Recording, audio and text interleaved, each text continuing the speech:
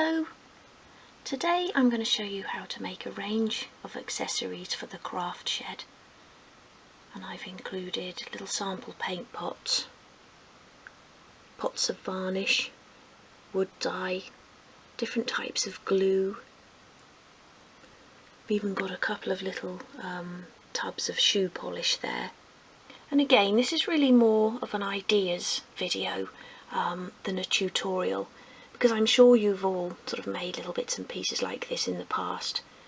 They're really sort of simple little things to make, but sometimes I think it's the simplest little ideas that you might not have thought of. So I'll just be sharing with you sort of how I made each piece, and hopefully you'll pick up some tips and ideas. Again, I'm doing this as a series of images, just so that it's clearer for you to see, and I'll tell you what we need as we go along. Okay, let's get started. Okay, so I started out by searching Google Images for images of the products I wanted to recreate, and then I chose the best photograph. So you want something that's sort of face on, so you've got a nice straight label. I then opened that up in Photoshop and put it into a new document, picked up a colour from the tin, the dark brown, to create a background that will wrap around the back of the tin.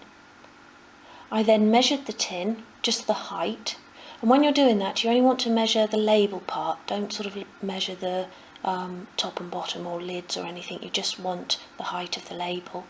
And then I scaled that down, so just by dividing it by 12, dividing the millimetre measurement by 12, and that's what I printed it out at. And I did that with several products, and here are all the labels, and at this stage I've just sort of roughly cut them out, just that they're easier then to keep a hold of. And again, starting off with the wood dye, I measured the depth of the tin, and that was 36 millimetres, so that worked out nicely at a 3 by 6 millimetre strip, which I've then cut to size. The edge of the tin has rounded edges, so I just used a fine grade sandpaper to round off the edge of each piece. A tiny little detail, but worth doing. And then I just used my normal Gorilla Glue to apply the label to the wood. Wrap it around and then trim off the excess at the back. So there are my 6 tins of wood dye. And then I cut some aluminium strip. You could use tin foil for this, but I wanted a sturdier look.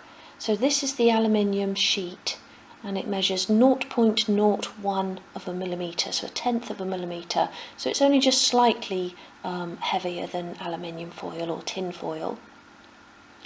Roughly cut it to size. I glued one to the top and bottom of each tin using super glue. And then once that had dried completely, I used my craft knife, or you could use scissors, just to trim around and give it that sort of rounded corner look. I then painted a cocktail stick white to use for the lid. And a handy tip is when you're painting something like this and you can leave it to dry, just stick it into a sponge. I then cut 6 tiny sort of cylinders from the cocktail stick, measuring about 1 millimetre high, and glued those to the top for the lids. To do the little plastic magic bottle, I rounded the top of a 3mm piece of dowel. Round the top first before you cut it, because then it's easier to work with. And again, I use wood dye to paint it with. It's a brown glass bottle that it comes in, so that looks quite good as the glass. I then cut the strip to size and attached the label.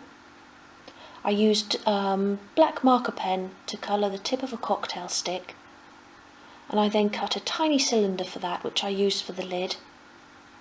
And here I'm just dotting a little bit more marker pen on the top. For the glue bottles, I'd used 1.5mm 1/16 of an inch sheet wood and just cut 3 pieces to size. I then painted them white. Here I'm making the lid for the fabric glue, so again I just shaped a piece of 3mm dowel just by sort of whittling that away to create a sort of triangle, and I coloured that using a coloured pencil. I did the same with a piece of cocktail stick to make the stem, and then I glued those together and attached the label. Quite like that one. For the glue and glaze I used a tiny little bit of cocktail stick again for the white part of the lid, and then again used the coloured pencil to create the tip there, and the same thing again with the super glue. For the Gorilla Glue I cut a piece of 6mm dowel to size and painted that white, and that's easy to do when you attach the pieces to a piece of masking tape on your work surface. And then for that I used a little bit of cocktail stick there for the brown part of the lid, and again the tip of a cocktail stick for the white pointy part. For the little sample pots of paint I used a 5mm piece of dowel, that's 13/64 of an inch. I've got a tin of varnish in there and a gold paint which was slightly taller, so they're there at the end. Attach the labels, and then for the lids I used a hole punch and my aluminium sheet again, and you need 3 circles for each tin. Attach a circle to each end of the tin, so top and bottom, and then with the third circle use a pencil to emboss the centre.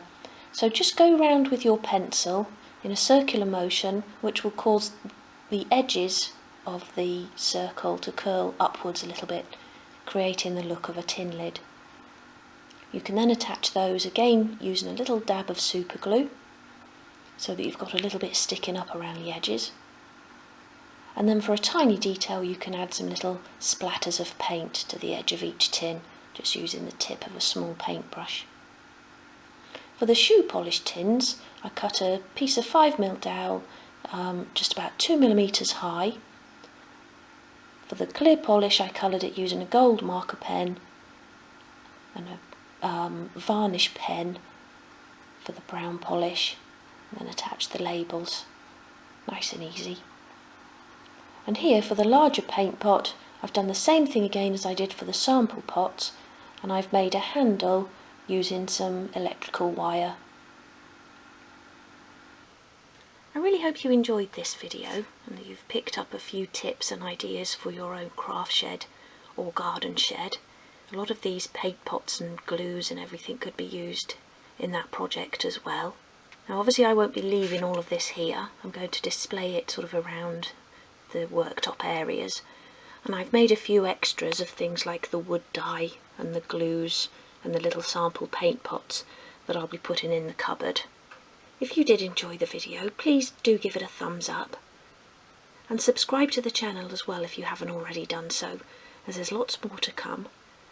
We've got lots more to go inside the craft shed, including of course the 1/144th doll's house. And for now, thank you for watching, and I hope to see you again soon.